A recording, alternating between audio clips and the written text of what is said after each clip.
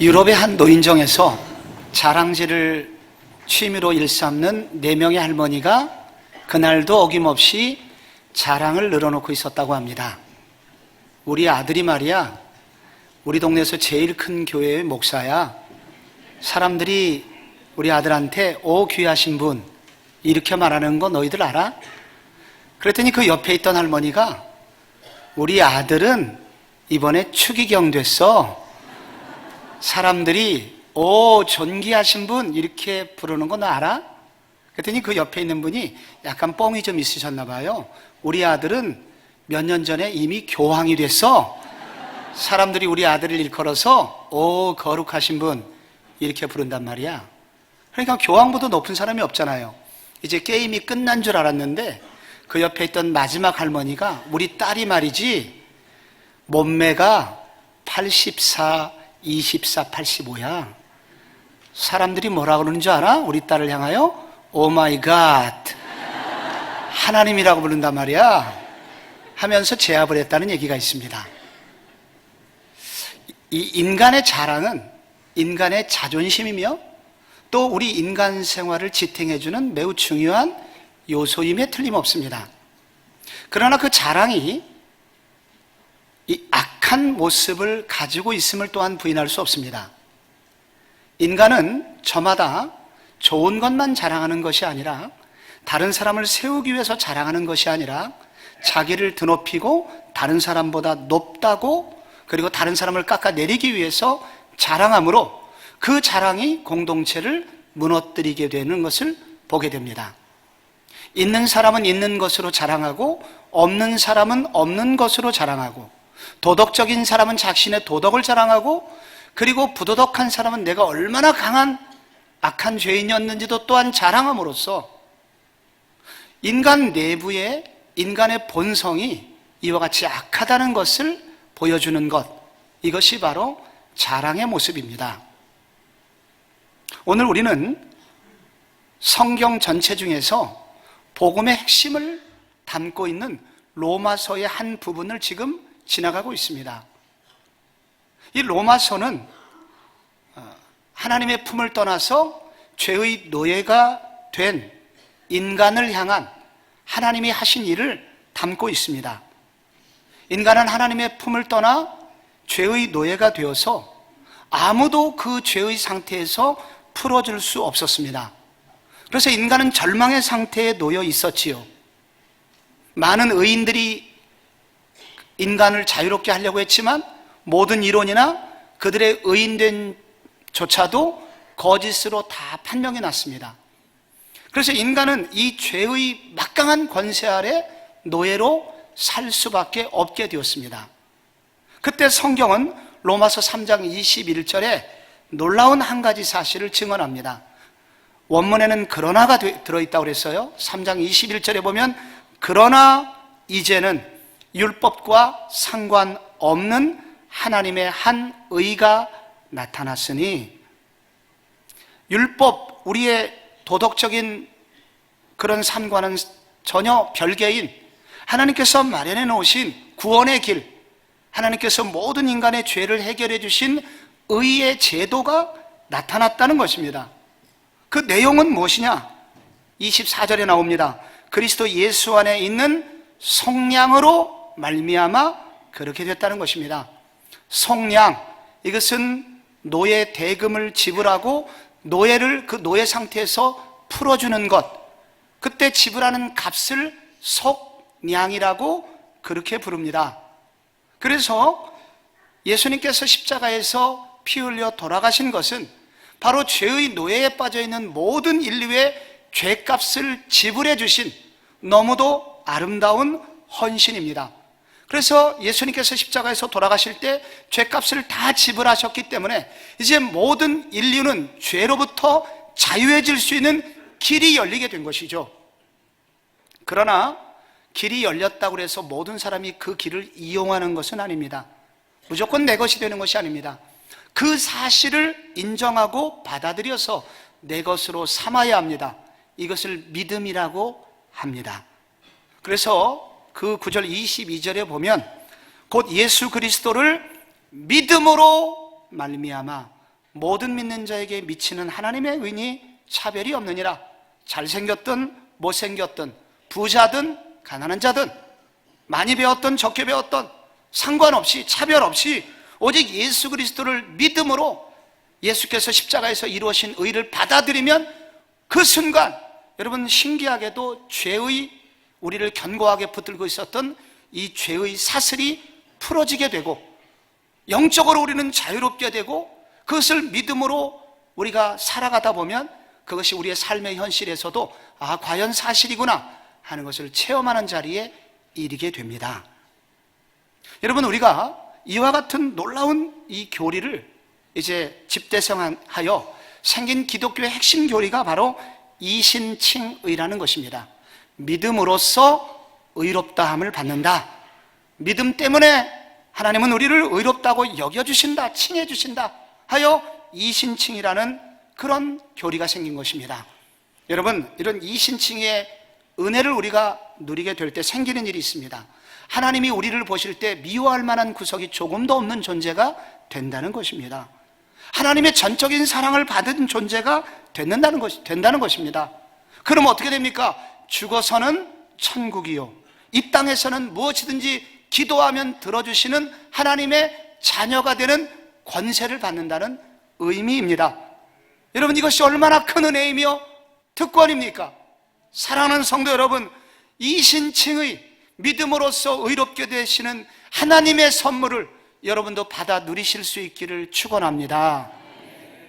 그런데 여기 이 놀라운 믿음을 가진 사람들 사이에 문제가 생겼습니다. 나는 믿음이라는 것이 있어서 구원을 받았지만 너는 믿음이라는 것이 없어서 지옥에 가게 됐네 하면서 자신의 믿음을 자랑하고 그리고 다른 사람을 판단하는 일이 생기게 된 것입니다. 또 유대인들의 경우에는 유대인들은 원래부터 이 사람들이 좀 자부심이 강했습니다. 하나님이 선택하신 백성이라는 강한 자부심을 가지고 있었죠. 그 증거로 하나님은 우리에게 율법을 주셨고 우리 민족은 할례를 받지 않냐?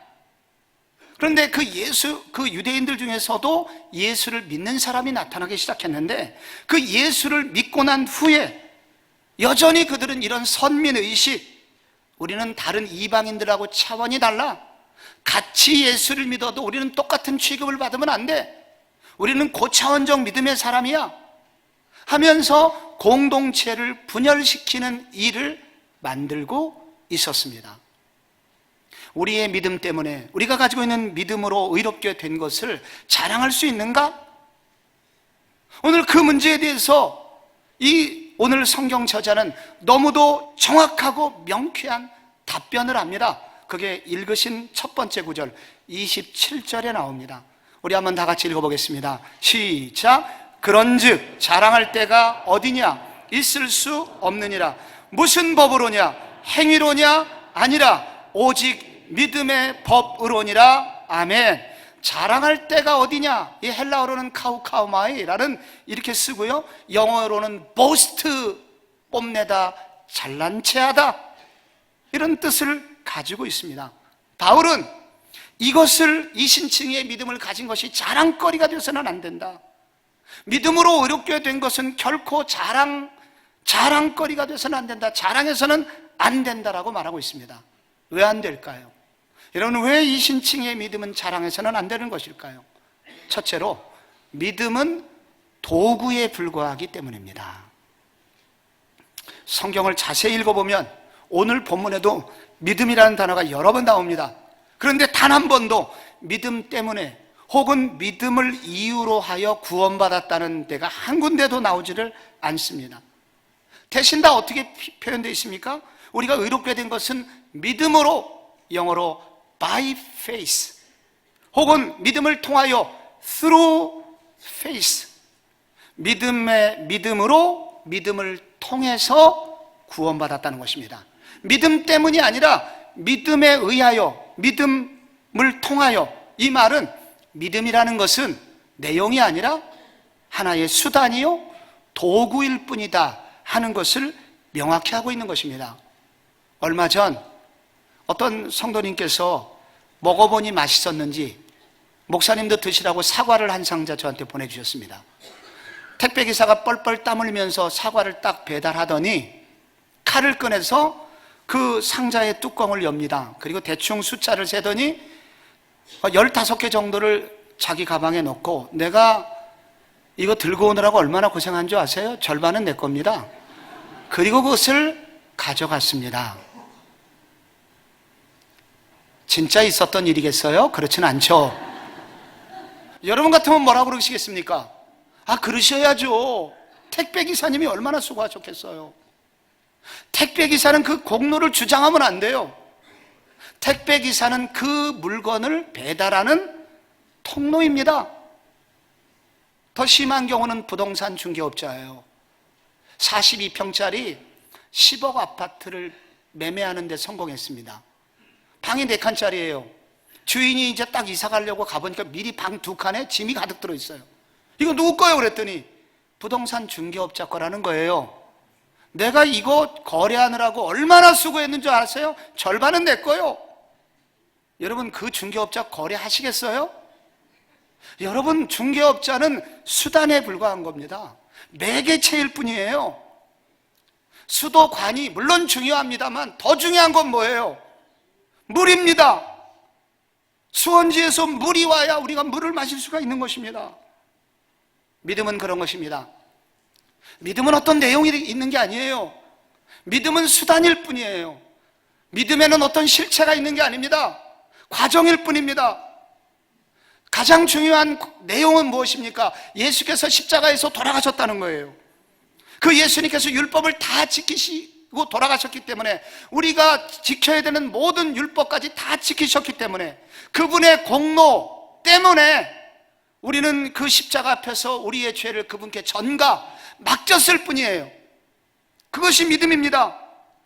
그러나 우리가 구원을 받은 것은 우리의 믿음이 결국 우리를 가져오게 했지만, 그러나 믿음은 작은 것이며 정말로 중요한 것은 예수님의 십자가의 죽으심이라는 것입니다. 여러분, 믿음은 매개체입니다. 믿음은 수단에 불과한 것입니다. 그러므로 믿음은 자랑거리가 될 수가 없습니다. 둘째로, 왜 자랑해서는 안 되느냐? 그리스도께서 이루신 의를 무효로 만들 수 있기 때문입니다.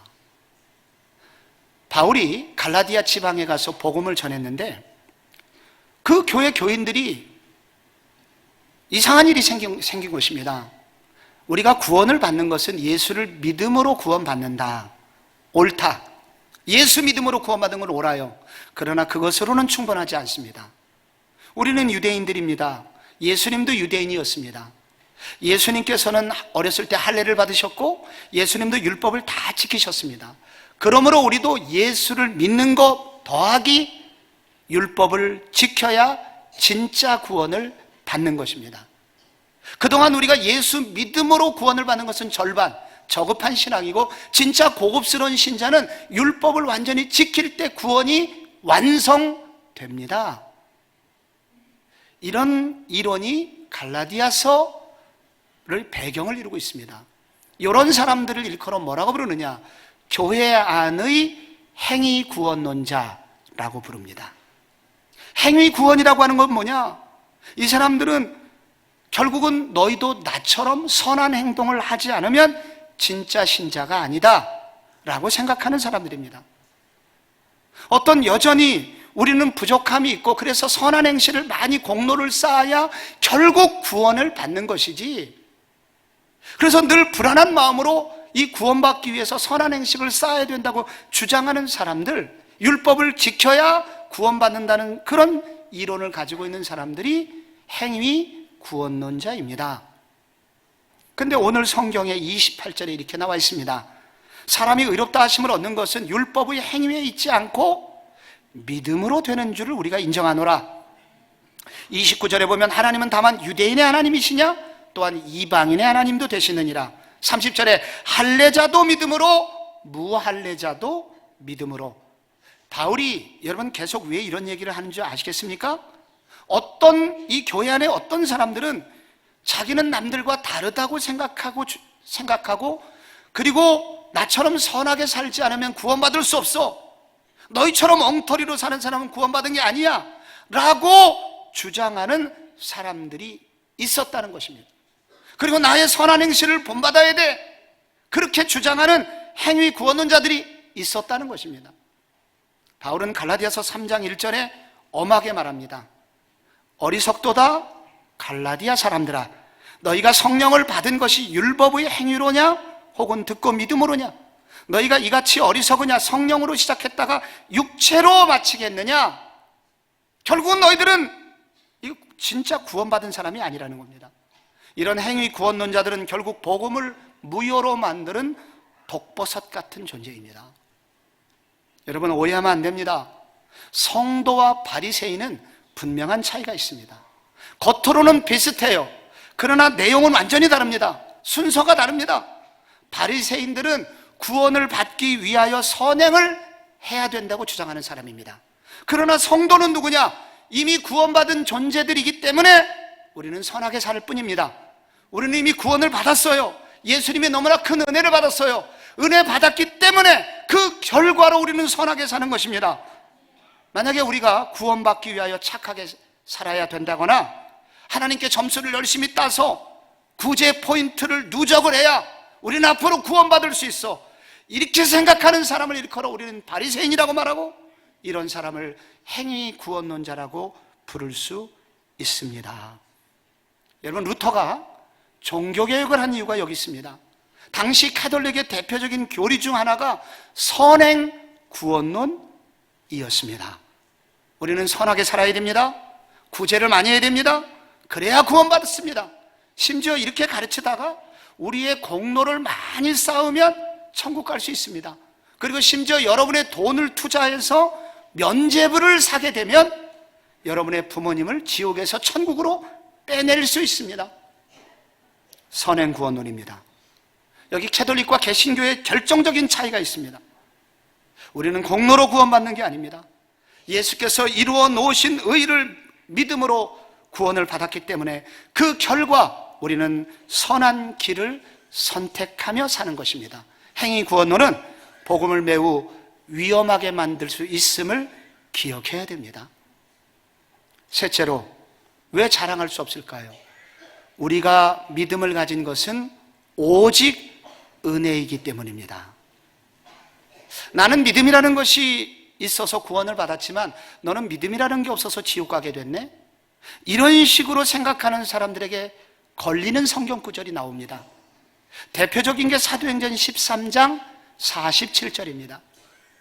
주께서 이같이 우리에게 명하시되 내가 너를 이방의 빛으로 삼아 너로 땅끝까지 구원하게 하리라 하셨느니라 하니, 그 다음이 중요해요. 이방인들이 듣고 기뻐하여 하나님의 말씀을 찬송하며 영생을 주시기로 작정된 자는 다 믿더라. 여러분, 누가 예수를 믿었습니까? 영생을 주시기로 작정된 자, 그들이 다 믿었다는 거예요. 여기 보면 믿음이라는 것은 무엇인가?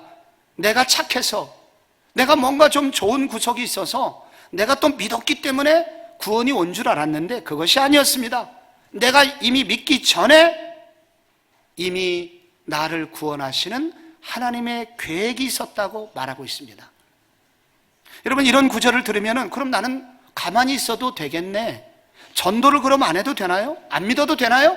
아닙니다. 성경은 믿어야 된다고 말합니다. 믿으셔야 됩니다. 그런데 중요한 것은, 여기서 중요한 것은 우리가 믿을 때 구원의 근거가 어디에 있느냐, 믿는 게 중요합니다. 로마서 10장 보실까요?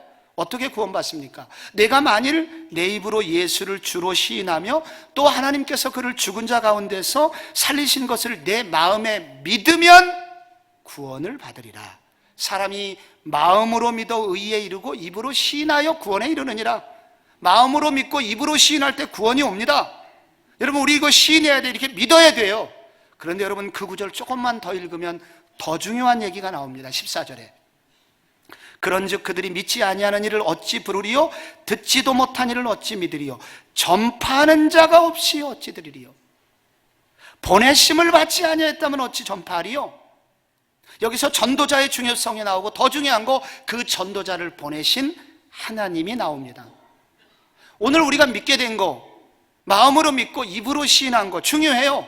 이거 중요하지만 그러나 이거보다 더 중요한 근원이 뭐냐? 하나님이 우리를 믿을 수 있도록 누군가를 보내셨기 때문에 믿음이라는 게 생겼다는 것입니다. 여러분, 나는 믿음이라는 것이 있어서 구원을 받은 게 아닙니다. 이렇게 생각하지 말라는 거예요. 나는 내가 뜨겁게 눈물을 흘리면서 믿었기 때문에 나 구원받은 사람이야. 인간은 자꾸 어디서든지 자기의 행위를, 자기의 공로를 주장하려고 합니다. 나는 그래도 다른 사람보다는 간절하게 기도해서 예수 믿은 사람이야. 심지어 나는 누구보다도 뜨겁게 회개했어. 그때 성령 체험을 해서 그래서 나는 구원받은 사람이야. 그것이 아니라 성경은 나를 구원하시기로 작정하신 하나님이 나를 찾아오셨고 그때 내 마음을 가난하게 만드셨고 그래서 복음이 들리게 하셨고 나는 성령의 은혜로 회개할 수밖에 없었고 그래서 구원받게 된 것입니다. 여러분, 순서가 다르다는 것입니다. 그래서 성경 에베소서 2장은 우리에게 이렇게 도전합니다. 너희는 그 은혜에 의하여 믿음으로 말미암아 구원을 받았으니 이것이 너희에게서 난 것이 아니오 하나님의 선물이라. 여기 보세요. 믿음에 앞서서 뭐가 나옵니까? 그 은혜에 의하여. 은혜가 먼저라는 거예요. 선물이라는 거예요. 행위에서 난 것이 아니니 이는 누구든지 자랑하지 못하게 함이니라. 우리 모두 자랑할 수 없도록 이것이 하나님의 선물이라는 것을 우리가 인정할 수 있도록 하기 위해서 여러분, 하나님은 우리에게 은혜로 구원해 주셨다는 것입니다. 얼마 전에 고려대학교 베리타스 포럼 처음 열렸을 때 우리나라 최고의 기독교 석학인 강영한 교수가 와서 강의를 했습니다. 서강대 철학과 교수이면서 그리고 지금은 미국 켈빈 신학교 석좌 교수로 가 계신데 그분이 믿는다는 것이라는 책을 쓰셨습니다. 이분의 책에 보면 로마서 10장 17절을 이렇게 그러므로 믿음은 들음에서 나며 들음은 그리스도의 말씀으로 말미암느니라. 이 구절에 대해서 이렇게 풀어놨어요. 듣는다는 것은 무엇인가? 들으려면 귀가 있어야 합니다. 당연하죠? 귀가 있어도 고막에 이상이 생기면 들을 수 없습니다. 고막이 있어도 고막을 통해서 들어온 소리가 청각신경을 통해 대뇌로 전달되어야 하고 전달된 정보가 읽힐 수 있어야 합니다. 그래서 우리 들을 수 있는 거예요. 또한 들으려면 바깥에서 들려오는 소리를 듣는 것이죠. 청각 능력은 지나치게 큰 소리나 작은 소리는 들을 수 없습니다. 듣는다고 해서 다 알아듣는 것은 또한 아닙니다. 마음과 마음이 이어져야 하고 배경 지식이 있어야 합니다.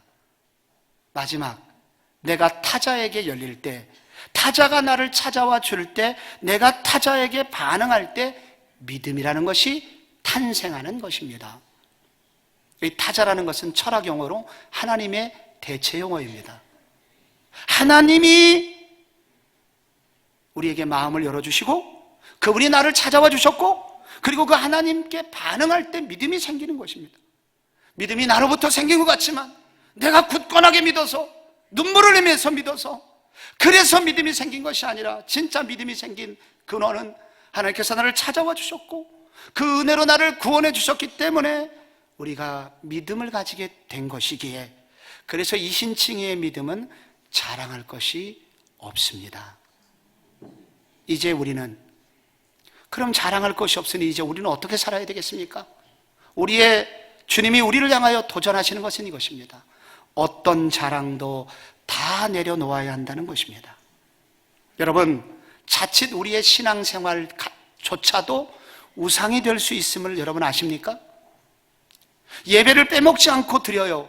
이거 예배를 많이 드리는 거 굉장히 중요한 일이지만 그러나 이 예배를 빼먹지 않고 드리는 것은 하나님께 영광을 돌리기 위해서인데 혹여 예배를 이렇게 많이 드리고 있는 나는 너무 귀한 사람이야. 그 순간 자기를 섬기는 우상숭배에 빠지게 됩니다. 기도를 많이 하는 것 굉장히 중요한 일이지만 기도를 많이 하는 다른 사람하고는 차원이 다른 사람이야. 순간 우상숭배자가 됩니다. 구제하고 봉사 많이 하는 거 이것도 또한 우상이 될 수 있습니다. 자기가 얼마나 위대한지를 그렇게 생각하는 순간 자기를 하나님으로 자기 존재를 섬기는 사람이 되는 것입니다. 오해하지 마십시오. 그럼 이런 거 하는 것이 잘못인가? 아닙니다. 우리 예배 빼먹으면 안 됩니다. 기도 열심히 해야 됩니다. 구제와 봉사 열심히 해야 됩니다. 아름다운 것입니다. 그러나 하셔야 되지만 어떤 자세로 하느냐가 중요합니다. 율법의 행위가 아니라 은혜를 기초로 하여 해야 합니다. 예전에는 내가 이런 것들을 하면서 선행을 행하면서 하나님 이거 보세요. 내가 이만큼 두고 도와줬으니까 하나님도 나 도와주셔야 돼요. 내가 오늘 예배 얼마나 바쁜데 예배 드렸는지 하나님 아시죠? 나 이렇게 예배 드린 나 하나님 알아서 갚아주셔야 돼요. 그러나 이제 은혜를 깨달은 다음에 우리가 자랑할 것이 없음을 안 이후에 우리는 어떻게 해야 될까요? 이 죄인이 아직도 살아서 주님께 예배 드릴 수 있는 기회를 주신 것 감사합니다. 그래서 예배해야 됩니다. 이 죄인이 중보기도의 사명을 감당할 수 있는 기회를 주셨으니 하나님 이것이 얼마나 영광입니까? 감사해야 됩니다. 이 죄인이 다른 사람을 섬길 수 있게 해주셨으니 얼마나 감사합니까? 감사합니다, 주님. 이것이 바로 성도의 바른 모습, 어떤 자랑도 내려놓는 모습입니다. 교회 안에는 종종 교회를 어렵게 하는 분들을 만납니다. 그런데 그 어렵게 하는 사람이 종종 신앙생활을 잘하시는 분들로부터 나온다는 것입니다. 신앙생활을 잘하는 것은 좋은데 잘하는 사람들이 다른 사람들을 판단하고 정죄하고 편을 가르는 일이 생깁니다. 수원의 어떤 교회에서 새벽 기도를 열심히 나오시는 분이 있었습니다. 근데 이 사람의 문제는 뭐냐면 안 나오는 사람을 정죄하기 시작하는 겁니다. 그래서 그 교회 담임 목사님이 그러셨다고 그래요. 성도님, 정죄하시면서 새벽 기도 나오시지 말고 집에서 조용히 혼자 기도하셔서 정죄 없이 기도하시기 바랍니다. 우리 새벽 기도 나와야 됩니다. 여러분 기도 좀 나오세요. 열심히 나와서 좀 기도해 주세요. 그러나 이것도 율법의 행위가 아니라 은혜 가운데서 해야 된다는 것입니다. 이 옆에 청량리에 바포 공동체 있습니다. 최일도 목사님, 그가 이런 공동체를 여러분 많은 사람은 구제를 했을 때 많은 사람의 칭찬과 격려를 받았습니다. 근데 그런 것이 계속 받다 보니까 자기가 좀 뻣뻣해지는 것을 느꼈다고 합니다. 자기만 그런 게 아니라 자기 교인들도 나는 우리 누군가를 돕는 교회야, 나는 바포 교회를 다녀 하면서 교만기가 올라오는 교인들의 모습을 알게 됐습니다. 목사님이 어느 날 새벽에 이것을 깨닫고 성령의 꾸지람을 듣습니다. 그래서 그날 주일 예배부터 이분이 성도님들한테 율동을 하나 가르쳐줬대요. 손을 오른손으로 번쩍 올렸다가 가슴을 탁 치고 다시 올리는 행동 하면서 이렇게 말하는 것입니다. 아닙니다. 내가 아니고 하나님이 하신 겁니다. 이것을 표현하기 위해서 아닙니다. 아닙니다. 이런 연습을 시켰다고 합니다. 그랬더니 교회가 달라지더래요. 아이고, 오늘 장로님 기도 어쩜 그렇게 청산유수로 기도를 그렇게 잘하셨어요? 그랬더니 그 장로님께서 연습을 하고 아닙니다. 주님이 은혜 주셔서 한 겁니다. 아유, 오늘 성가대 주의 꿈을 안고 달려가자고 젊은이들만 부르는 찬양인데 어떻게 이렇게 나이 드신 분이 이렇게 젊은이처럼 찬송을 잘하셨나요? 위에서 아래로 내리치면서 아닙니다. 주님이 은혜 주셔서 할 수 있었습니다. 아니, 목사님 그렇게 어떻게 설교를 잘하세요? 예, 원래 저는 좀 합니다. 이렇게 말하면 벌써 간 거예요, 맛이. 타락의 징조가 여기 나온 겁니다. 여러분, 어쩜 그렇게 성도님께서는 그렇게 신실하세요? 아닙니다. 주님이 은혜 주셔서 그런 겁니다. 옆에 계신 성도님에게 한번 이렇게 말씀해 보세요. 대단하십니다. 그러면 그 옆에 있는 듣는 사람이 가슴을 치면서 아닙니다. 한번 해보겠습니다. 옆에 계신 분에게 대단하십니다. 대단하십니다. 아닙니다.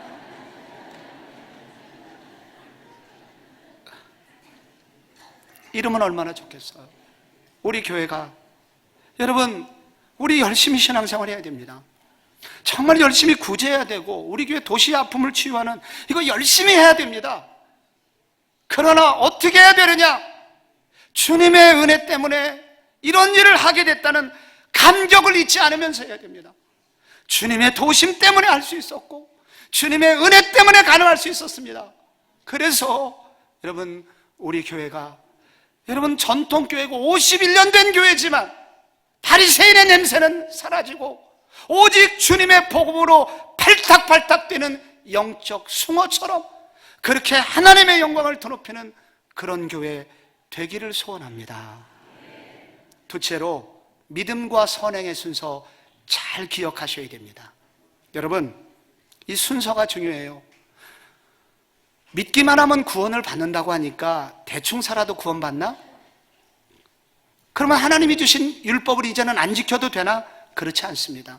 오늘 성경 31절에 보면 이렇게 나와 있죠. 그런즉 우리가 믿음으로 말미암아 율법을 파기하느냐? 그럴 수 없느니라. 도리어 율법을 굳게 세우느니라. 여러분, 율법은 하나님이 자기 백성에게 주신 삶의 기준입니다. 10계명, 살인하지 말라. 살인하면 안 됩니다. 부모 공경하라. 해야 됩니다. 우리 10계명을 지켜야 됩니다. 그러나 예전에는 이것을 억지로 지키면 하나님이 나 구원시켜 주시겠지, 그런 마음으로 했다면 이제 순서가 바뀌어서 우리는 하나님께서 이 모든 죄짐을, 죄의 문제를 해결해 주신 은혜 받은 백성이니 그 은혜의 결과 성량의 은혜 받은 백성답게 내가 주의 율법과 복음을 지키면서 살리라. 이렇게 순서를 바꿔서 하는 믿음과 그 이후에 선행의 순서를 잘 지키는 성도의 신앙생활 돼야 합니다. 우리 교회 청년 중에 참모총장 운전병으로 군생활한 형제가 있습니다. 그런데 군생활 초기에 여러분, 그분을 모시고 운전 중에 외제차하고 접촉사고가 났습니다. 여러분, 군생활을 한 지 얼마 안 된 청년이었습니다. 징계는 물론이고 군기 빠졌다고 군기 교육대 혹은 영창 대기 상태에 빠진 것입니다. 군생활 초기였기 때문에 너무 떨었고 두려웠고 그 소식을 들은 부모도 어떻게 해야 될지 고민이 태산같이 많았다고 합니다. 그런데 그분께서 그 차를 카센터에 맡기시고 수리비가 300에서 400 정도 나왔는데 그 액수를 다 지불해 주시고 모든 일을 없는 것으로 마무리해 주시면서 그 형제에게 이렇게 말했다고 합니다. 앞으로 30년 내로 자네보다 더 어려운 사람에게 지금 돈의 3배 이상을 갚으면서 살게나, 그리고 오늘 있었던 일은 아무에게도 얘기하지 말게. 여러분, 이런 일을 경험한 이 형제, 이 청년이 그 이후에 군 생활을 어떤 자세로 했을까요? 나는 참모총장에게 특별한 애정을 받은 사람이야, 너희들 까불지들 마라 하면서 교만한 자세로 그 군 생활했을까요? 거드름 피우고 게으름 피우면서 군 생활했을까요? 그 이후에 그 청년의 대답은 이것이었습니다. 나는 총장님의 그 차의 기본 정비는 물론이거니와 그분의 신변에 대해서도 늘 생각을 하였습니다. 마치 총장님을, 부모님을 섬기듯이 군생활을 하였다고 고백하였습니다. 제대를 얼마 안 둔 시점에서 총장님께서 법적인 어려운 문제가 생겨서 검찰로 불려가시고 결국 구치소를 가시게 되었는데, 그때 제대를 얼마 안 남겼기 때문에 후임병에게 모든 일을 맡겨도 되지만 그는 자발적으로 총장님을 모시고 검찰청으로 그리고 구치소로 그렇게 끝까지 어른을 모셨다고 합니다. 우리는 구원을 얻기 위해서 발버둥 치는 그런 의미로 율법을 지키는 것이 아닙니다. 주께서 우리에게 주신 구원의 은혜가 너무도 큼을 알기 때문에 우리는 자발적으로 감격을 가지고 주의 율법을 사모하며 주의 말씀을 지켜나가기를 결단하는 것입니다. 이 신칭의 교리는 우리에게 방종을 가져오지 않습니다. 대충 살아도 된다, 그것은 복음의 핵심을 모르는 일입니다. 진짜 구원의 은혜를 감격스럽게 만난 사람은 방종은 떠나가고 하나님의 말씀을 더욱 기쁘게 지키며 살게 됩니다. 찬송가 149장 주 달려 죽은 십자가 우리가 생각할 때에 2절에 보면 죽으신 구주 밖에는 자랑을 말게 하소서, 보혈의 공로 힘입어 교만한 마음을 버리네. 이 찬양이 우리 교회 모든 성도들의 찬양이 되시기를 축원드립니다.